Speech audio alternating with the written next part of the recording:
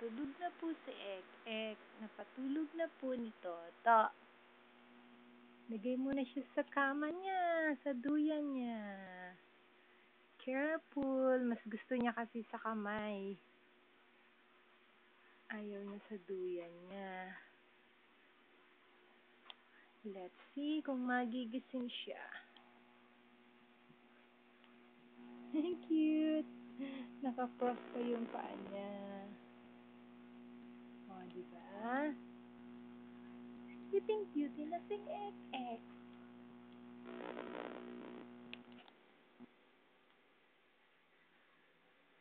Good night, Ek. So cute. Naku, nagising.